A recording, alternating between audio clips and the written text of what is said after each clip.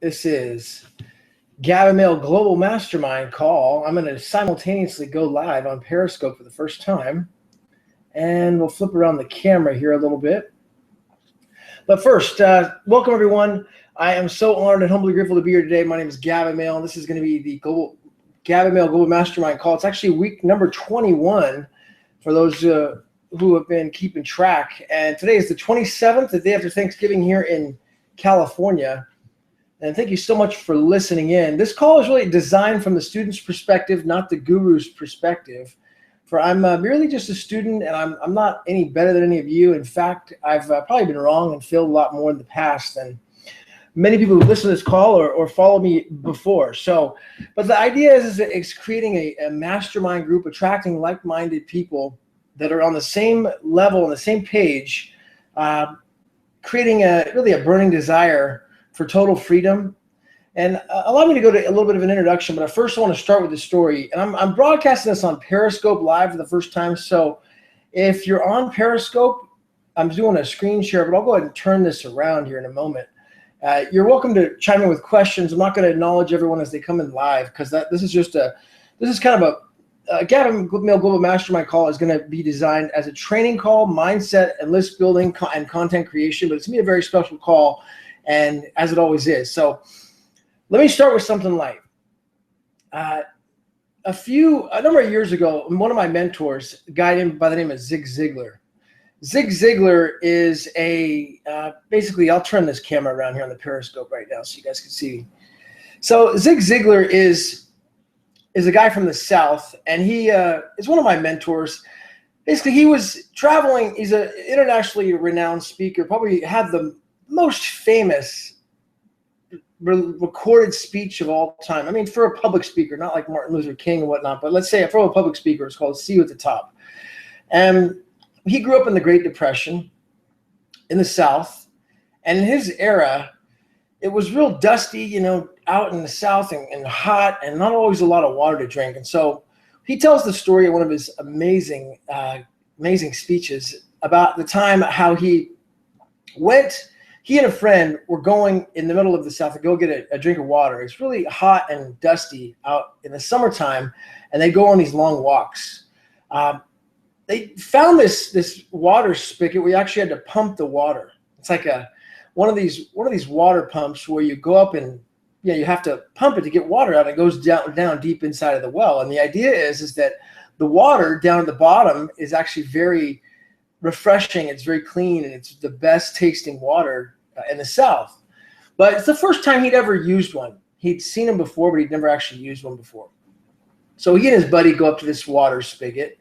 He starts pumping and pumping and pumping and pumping and pumping and pumping and pumping and pumping and pumping the water. No water comes out. He stops. He starts pumping again, pumping and pumping and pumping and pumping and pumping and pumping. It keeps pumping the water on this spigot. No water comes out. He turns to his buddy. He says, "Hey, I don't think there's any water in here."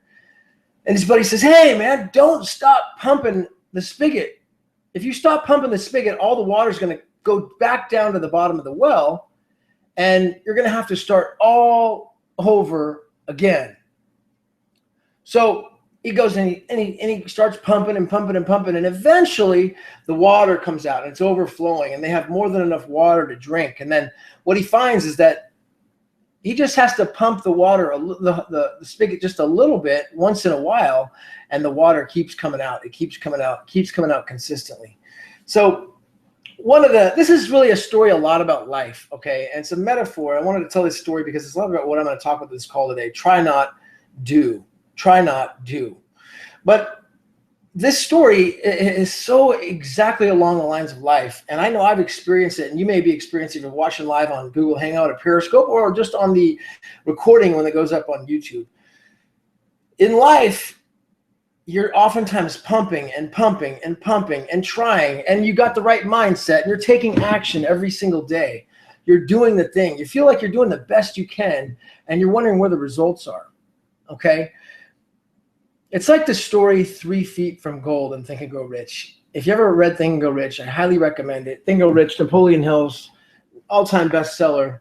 I keep this with me. I had a major breakthrough this week at 500 Days of Self-Control from Think and Go Rich.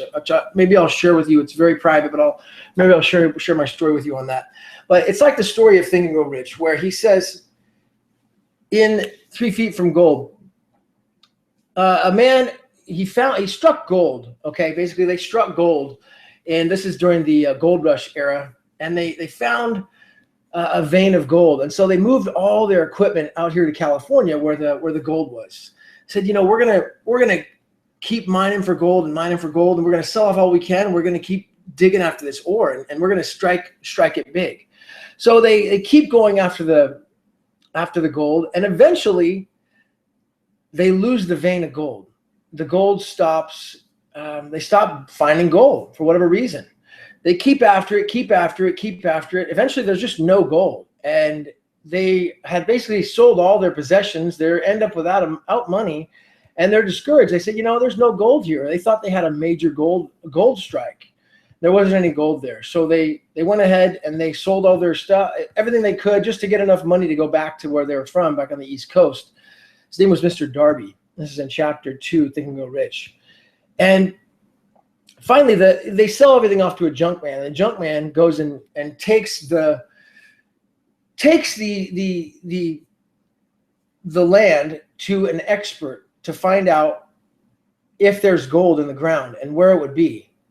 Turns out there's a massive gold vein that starts back up just 3 feet away, from where they stopped digging.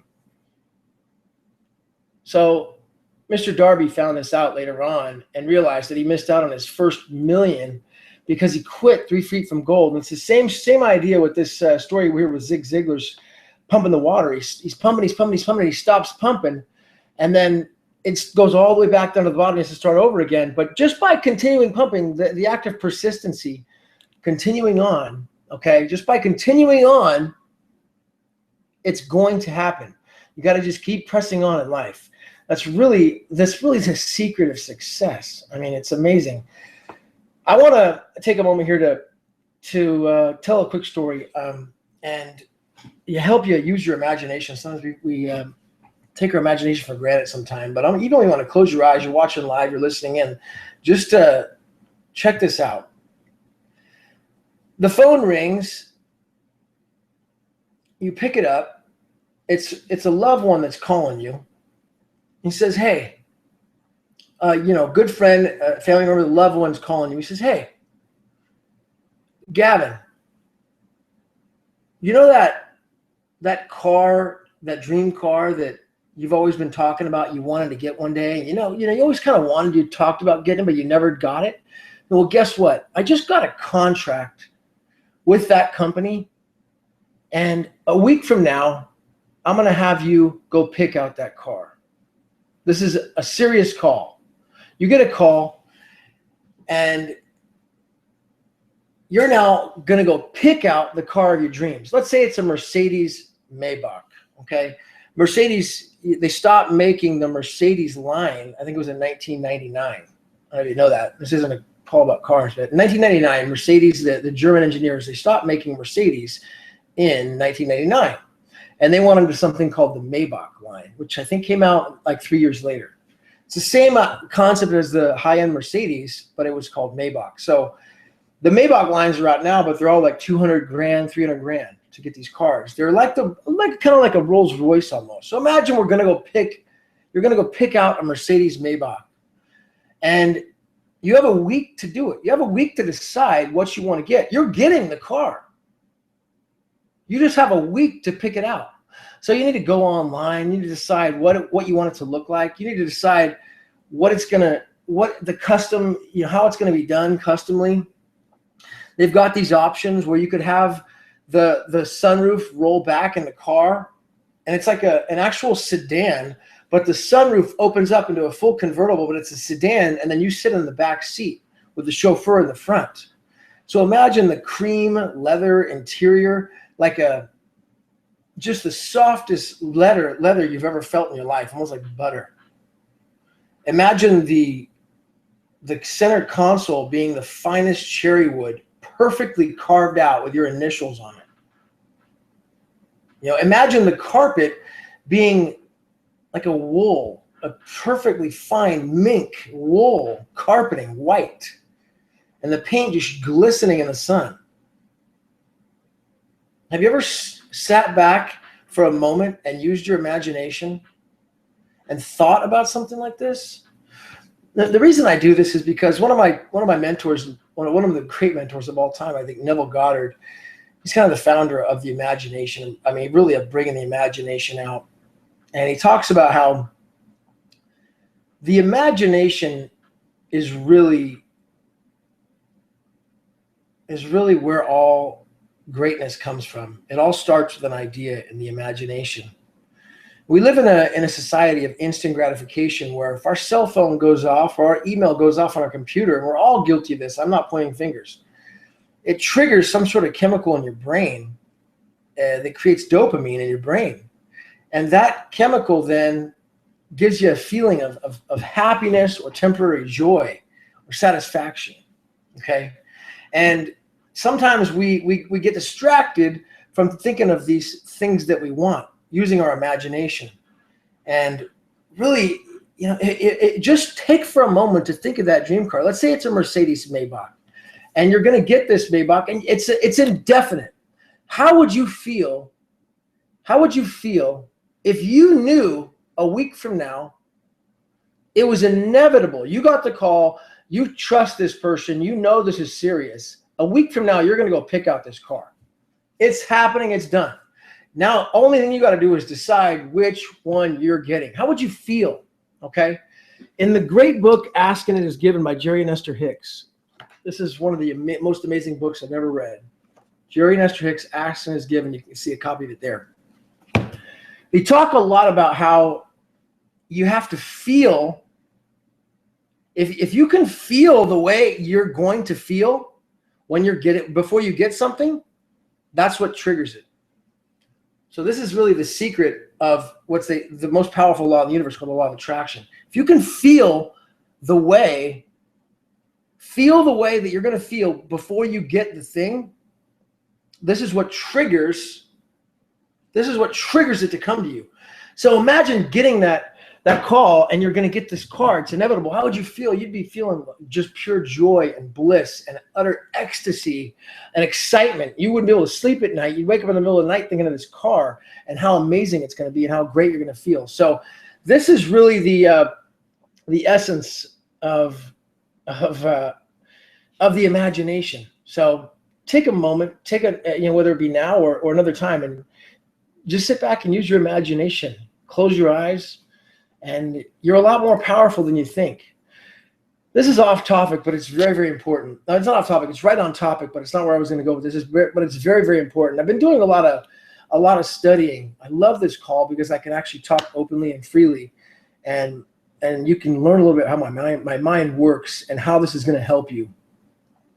So I've been doing a lot of studying on how we can get in a better place spiritually to line up to where we can attract our desires better.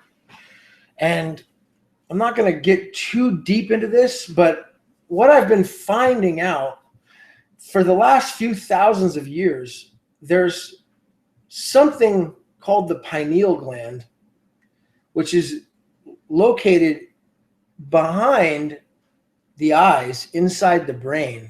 It looks like an acorn. And this pineal gland is what's known as the first eye. The first eye. Okay? Jesus talks about it in his teachings. I can't remember the scripture, but it's also talked about by Buddha. It's talked about in the Bhagavad Gita. It's talked about in all different religions. You know, you even see the Hindu religion wearing the dot right here on their eye. So my point is that it's important to get this out there. The pineal gland, I'm discovering, is the secret. It's the essence of how to unlock this power. And guess what is a magnet for fluoride? This all clicked recently. The pineal gland is a magnet for fluoride. And now, if you're here where I'm at in West Sacramento, California, they put fluoride in the water. They put fluoride in the water in Sacramento purposely. And they tell us since we're kids that it's good for us for our teeth and it helps with cavities and whatnot. And so it's good to drink it. And I stopped drinking it years ago, but now I didn't fully understand why until recently. So I thought I would get this out here now. It's because by drinking the fluoride, it then goes and calcifies your pineal gland and eliminates your spiritual power. Your third eye, your connection to source is not as strong. So you have to detoxify that pineal gland. And what I'm finding out how to do it is first drinking clean water, but then just a lot of whole foods. But I'll tell you what the key to it is. I'll tell you a real shortcut if you want to know it. It's called iodine. And the best iodine that I found is the nano particle iodine. I think the Infowars.com has it. So a little off topic there, but I thought it was really important for those who come back and watch this, watching it live or watching it later. All right. I want to talk a little bit about how try, not do. This is so important. It's important for me to talk about it. It's important to get this out here to people. Try, not do. Success is a decision away. So when you make a decision about something, you decide you're going to do something. You don't want to be like the person that goes and they see a dead animal on the side of the road and they get out and they use the poke it with the stick method. They say, all right, there's an animal on the side of the road there. Let me get a stick and see if he's still alive. And they poke the animal and they see if he's still alive. Oh, he's still breathing. They poke him again. He's still moving. They poke him again. We don't ever want to use that method when we're making a decision. Okay, that is not going to get results. You have to take action. Try, not do. Okay, try, not do. We've all made the mistake about making a decision, saying, "Hey, New Year's is coming up, and I want to get ripped. I want to get shredded. I want to get down to 10% body fat, for example. I want to get to 8% body fat. I want to be shredded this year. I'm going to take massive action. Go to the gym every day." And then we make this decision. We've all made the mistake in the past of making a decision like this and then not following through within 48 hours. Now, I'm not saying that if you make a decision, say, I'm going to go to the gym, let's say on January 1st, you start going. Yeah, the key to this point is you have to start taking some sort of action within 48 hours, all right? Setting little tiny goals. You're not going to get, we have to realize and accept that we're not going to, reach our goal day one. It may not reach our final goal after a year. It depends on what your goal really is. Let's say that you want to get down to 10% body fat. You want to have an athletic physique. You want to be able to run a 7-minute mile, 6-minute mile, whatever your goal is. Well, you have to set little goals and then check them off the list. But the key is when you make that decision to do it, the universe, and you really make the decision, you say, I'm going to do this. That's it, period. I am going to do this. That's it, period. I've made up my mind. You will not look back. The universe gets excited, okay? The universe gets very excited, and they really, it starts to line up for you. It starts to line up for you, and everything starts to fall into place. Now, there's one thing left for you to do at this point. You've made a decision. Everything is in line. You've got a plan. You've got an idea for what you're going to do. The universe gives you 48 hours. It's a 48-hour rule. 48-hour rule to begin taking some sort of action. If you don't take action in 48 hours, then it goes backwards and creates a bigger problem for you because it's going to be a lot easier to fall back into the habit of not doing something because of the way our brains have been designed by ourselves, neural pathways in our brains. It's a lot easier to fall back and to quit than it is to move forward and take action. So it's very important that we take action within 48 hours. For example, everything's lined up. You're going to go to let's say we're going to go and start training on, we're going to make a decision. I'm going to be the best shape of my life a year from now, 6 months from now, whatever it is. I'm going to be 10% body fat. I'm going to get there no matter what. I've decided there's no looking back. It's going to happen. Well, within 48 hours, we have to take a small step, whether that's getting a gym membership, whether that's going and starting on and getting whole foods or drinking a gallon of water a day. We have to take some sort of action, okay? It's so important. So make sure that when you make a decision, you take some sort of action within 48 hours. Earl Nightingale says, the great Earl Nightingale, he recorded the all-time classic recording in the 50s based upon Napoleon Hill's philosophy of the science of success. And he says that successful people also have problems. They have problems too. And no one's problem is necessarily bigger, better, or worse than another person's problems. Everyone has problems. The difference between successful people, winners, is that winners, they focus on the solution and the doing. Okay, they focus on the doing. They focus on the doing and not focus on the problem itself. I love this Periscope. Thank you, partner. I appreciate it. It's all good. No, I'm live on Google Hangout and I'm live on Periscope at the same time. And so for those on Google Hangout watching the recording later, because it goes up on YouTube, Periscope is fun because people can interact and ask questions. So if anyone has a good question, I'll answer it live. Okay. Somebody makes a funny comment or something, I probably am not going to say anything about it, but somebody had me laughing because they're making fun of my hair, which is totally fine. Okay. I have no problem with that. I have the stupid hair, whatever you want to call it. I just was born with the hair like this. I mean, it is what it is. I used to shave my head completely bald. There's pictures up on my YouTube channel. I had like almost a bicked hair. Okay. Well, I appreciate that. I had almost bicked hair bald. Okay. Now it's just the way it comes in. I'm never going to lose my hair. I used to shave it all the way off looking bald.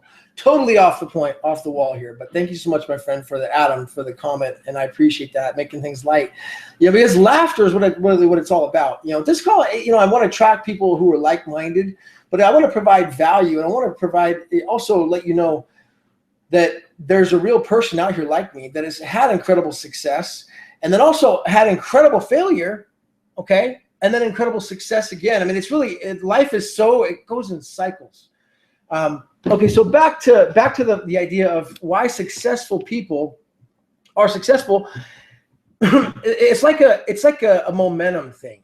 For example, have you ever met someone that is having a bad day? Maybe somebody at your office, a family member, a friend. We all celebrated Thanksgiving here in California, where I'm at yesterday, and so we all have that, maybe like a distant cousin or an uncle or how do you define success? Somebody asked, how do you define success? Well, I'll tell you how do you define success. I'm glad you asked that. And I think Earl Nightingale defined it better than anyone. So I'll use his definition. Success is the realization of a worthy ideal. That's what success is. Realizing a worthy ideal. Someone says money. Money, if that's your ideal, to have $1 million in $100 bills, cash, all right? I love the idea of cash, of having the physical, possession, because 90% of our currency now is electronic. I don't even know that. 90% of the world's currency is electronic. It's 92%.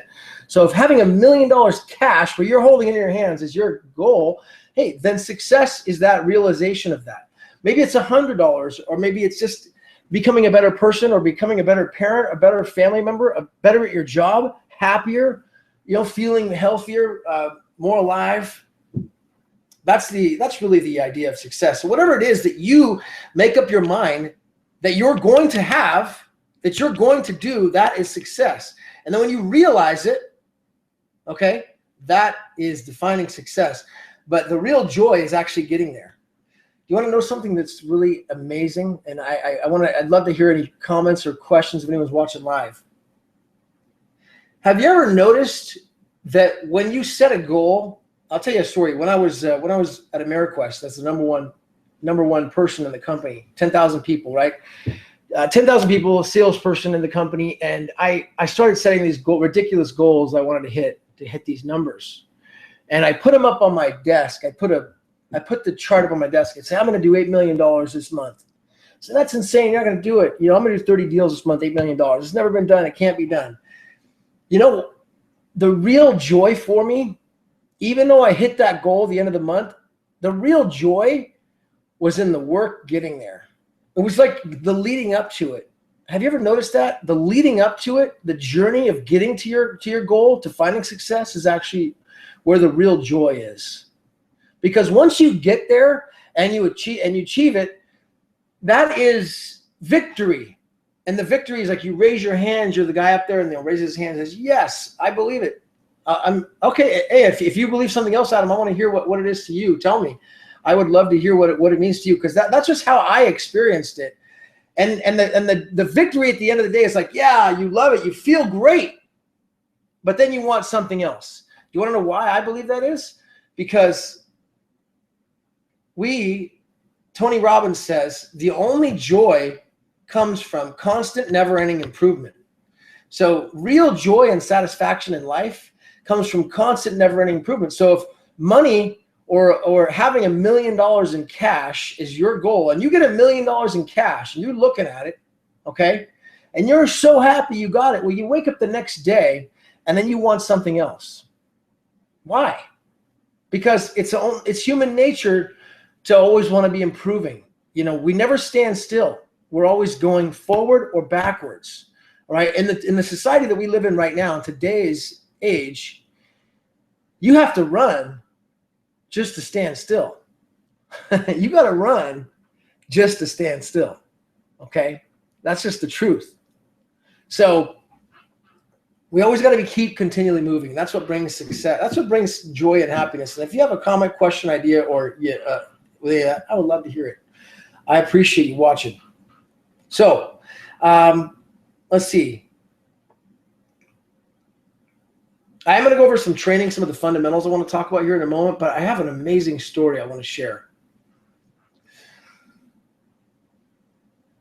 Bernie Lochte, a gentleman by the name of Bernie Lochte. This is one of Zig Ziglar's amazing stories. This guy was born with Bernie Lochte. He had a son, okay? And his son was born with the head that's looped down like this to the side. And so he takes him into these doctors, and the doctors say, your son was born with cerebral palsy, and you might as well put him into an institution, because it's his negative energy, his negative upbringing is just going to affect the other kids, so just put him in an institution. Bernie Lochte said, absolutely no way I'm going to do that. So he went to one doctor after another, after another, after another. 30 doctors later, he finally gets an appointment with his specialist in Chicago. And the specialist was 2 years out to get an appointment, but somebody had canceled. And because they had canceled, he was able to get in there just like last minute, a week out. He says, well, good news and bad news, Mr. Lochte. The bad news is your son has cerebral palsy, and he could be affected and really not live a long life. And he says, if you listen to all these doomsday doctors.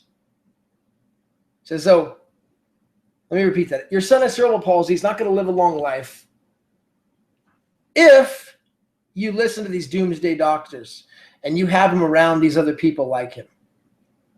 Now, I believe, the doctor says, I believe that he can beat this. I believe that he can walk and live a normal and successful life. However, it's going to take incredible Incredible effort on your part as the parents. So Bernie Lochte goes and tells the doctor, yes, I'll do whatever it takes. Anything it takes, I'll do it. So he goes and tells him what he should do.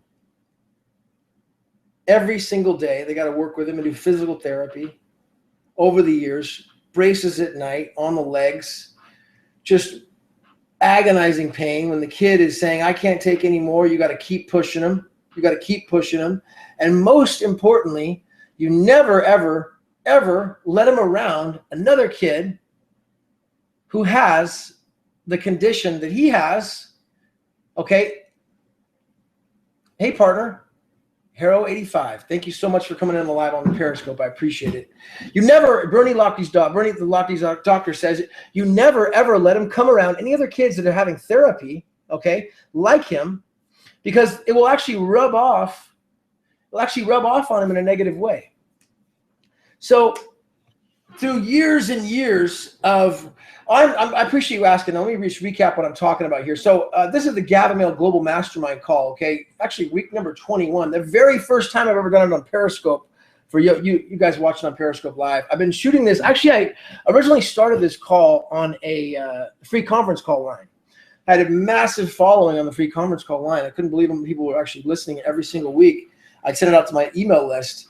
And then I switched it within the last month. I switched it over to Google Hangouts on the YouTube channel. And now I'm just doing it in both Google Hangouts and Periscope, and I'm building it up that way. But what it's all about is this. Try not do. Okay, that's the theme of today's call. Try not do. Try not do. And the idea is that I'm actually technically not I don't want to come across as a guru, even though I've had success. I'm a student, and the call is designed from a student's perspective, okay? But it's designed to attract the mastermind into my mastermind group, because I have a mastermind group behind the scenes that has had tremendous success. And I want to just get the message out there that people know that the power of the mastermind. I'm talking about the mastermind that Napoleon Hill talks about. And just ultimately, I believe that people learn best by stories. So I try to teach everything by stories and giving examples. So, but back to the Bernie Lochte story that I was talking about here. At the end of the day, he continued on with this, with training his son who had cerebral palsy. I thank you very, very much. I speak eloquently. Well, I appreciate that. I'm becoming the most powerful magnetic public speaker of our time. He ended up beating the cerebral palsy. And what happened was that he said, just coming home and watching him doing one push-up with his whole body dripping with sweat after one single push-up. So it was one of the happiest moments of his life. And then, thank you so much, people on the Periscope. I appreciate that. I'm trying to keep it light. I appreciate they're talking about her being very polite and complimentary. I thank you. I'm grateful. So what I was saying was that the Zig Ziglar goes, and this is a story told by Zig Ziglar. Zig Ziglar goes and finally off to this guy's bar mitzvah, and he sees the young boy walking down his bar mitzvah to celebrate his religion, I guess, at the time. And he's walking like a normal young man. And he wished that every camera crew in the world could be there to broadcast it to the world, to seeing what this kid had gone through to beat cerebral palsy was just the most satisfying thing ever. And, the victory was so sweet, so sweet.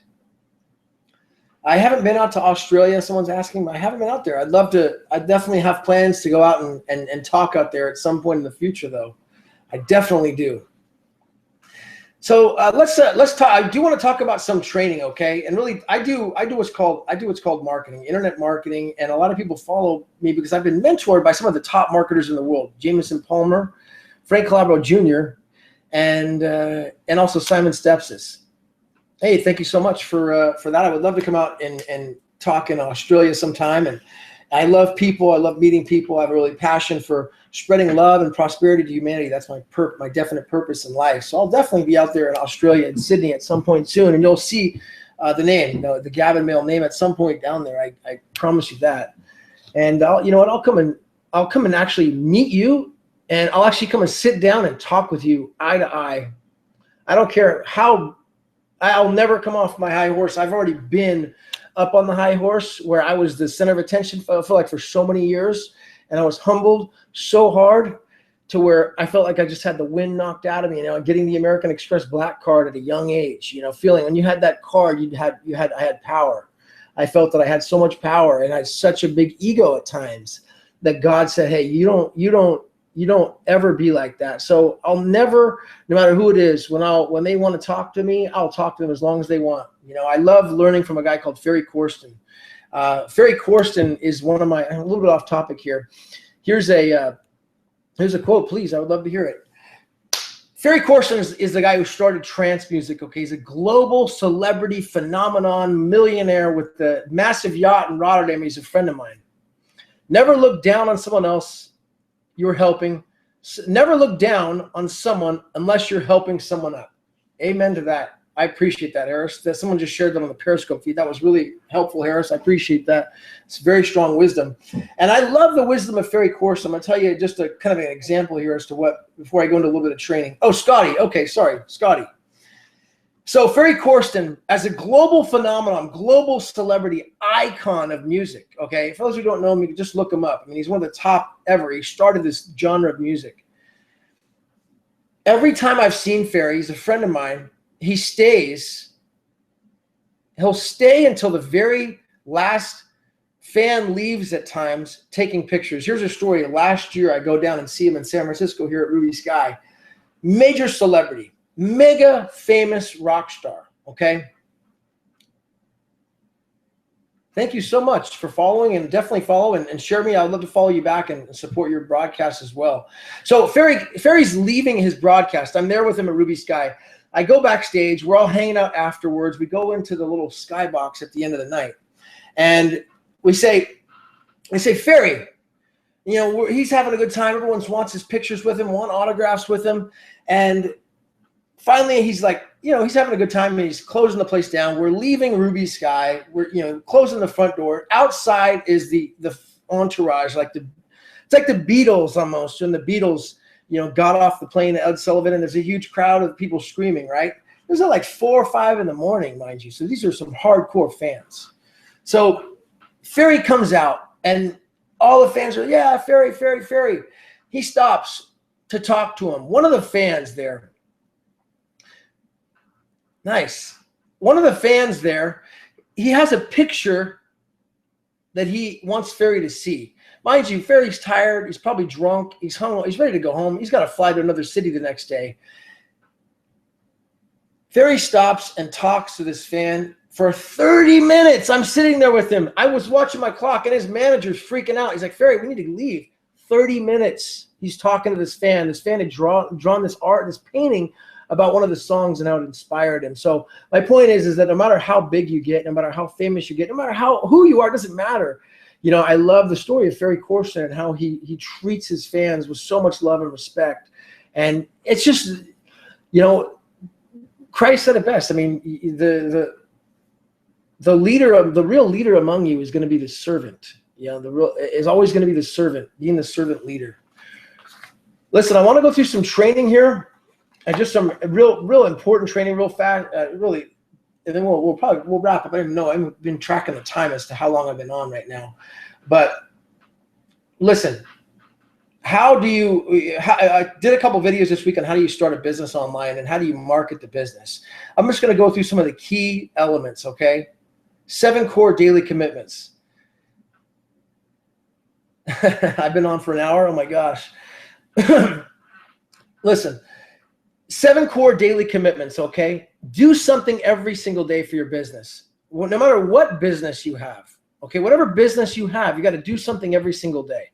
Whether it's shoot a video, make a post, send an email, write a blog, do something every day, because people are watching you And they have to know that you're out there doing something positive and you haven't gone off on some bender or something, you know? So you have to be doing something every single day.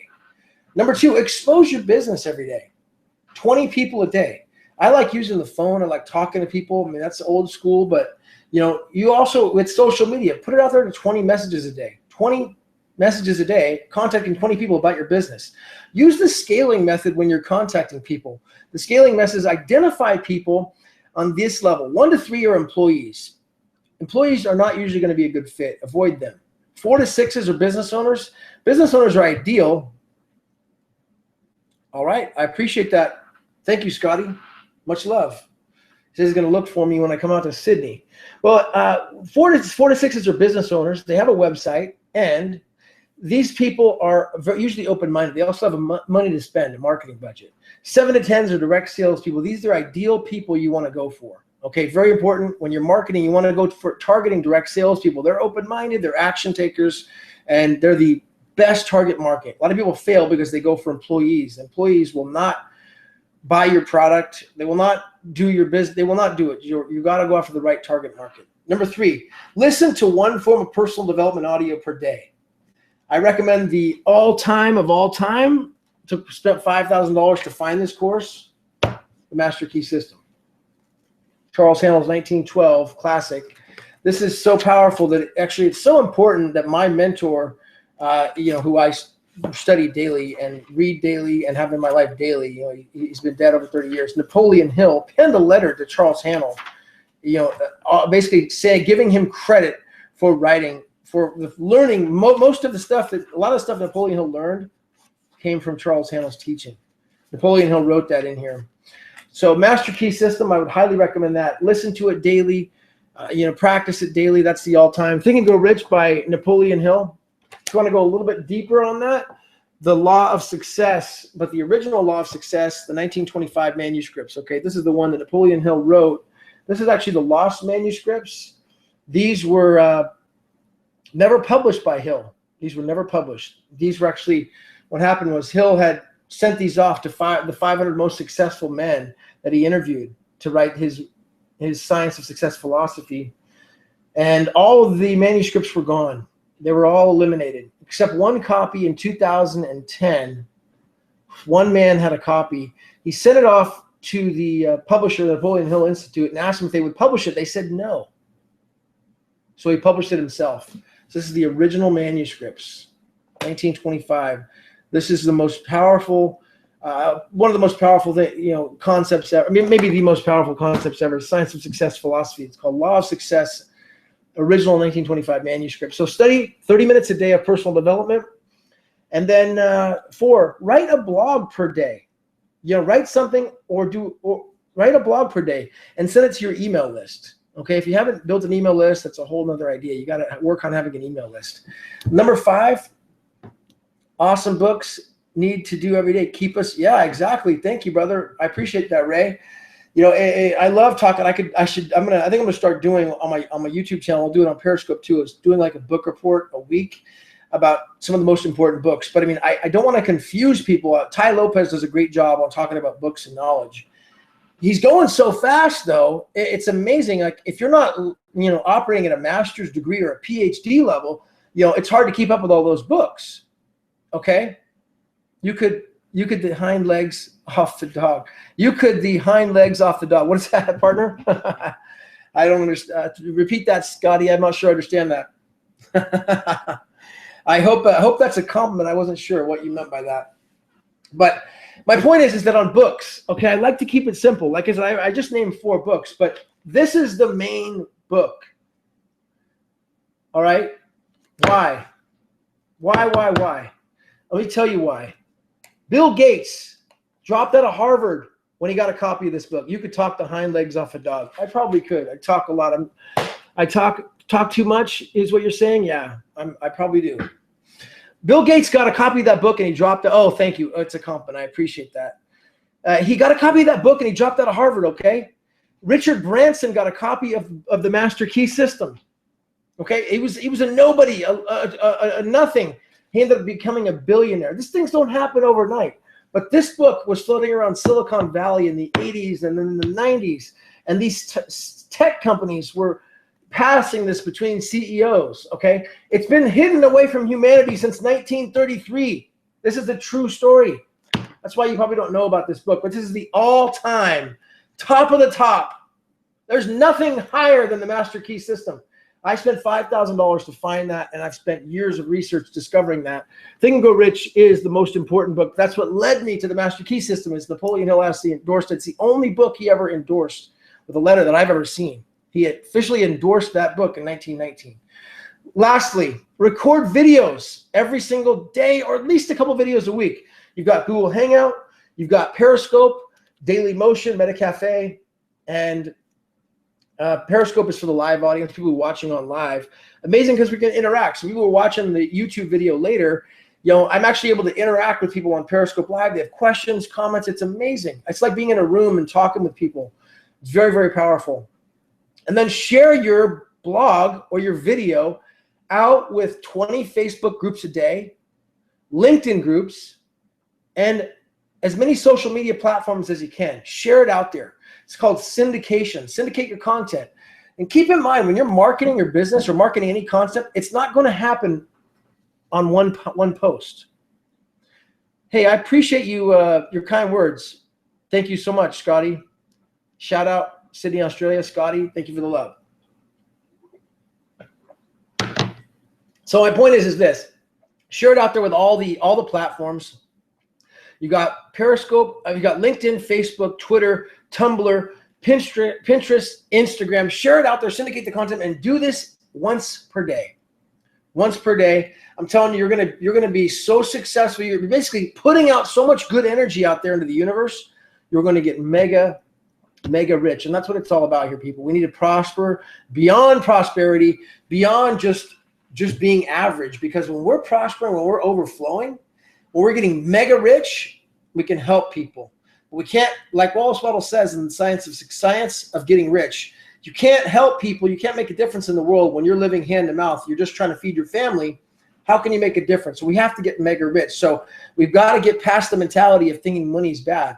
The love of money may be bad, but what money can do for the world and helping it is good. All right. So we have to get mega rich. We have to get incredibly wealthy so that we can help other people and make a difference in the world, make an impact. And that's what I'm doing.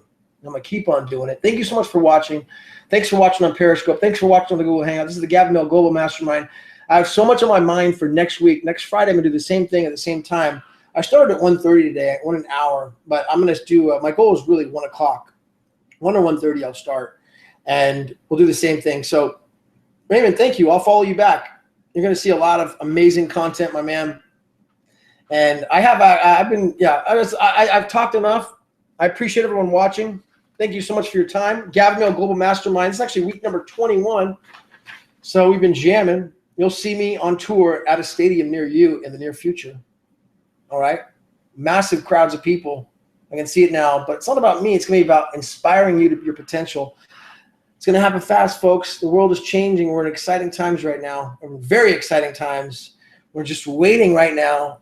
But don't wait too long, because there's going to be a massive return. It's called the second coming, but it's actually going to be an uplifting of humanity, where our minds are all going to elevate to a higher level, and we're all going to vibrate on the same level. It's happening faster and faster and faster and faster. The changing of the guards happened October 21st, October 2014. Oh my gosh, I could talk forever about this. I got so much in my mind.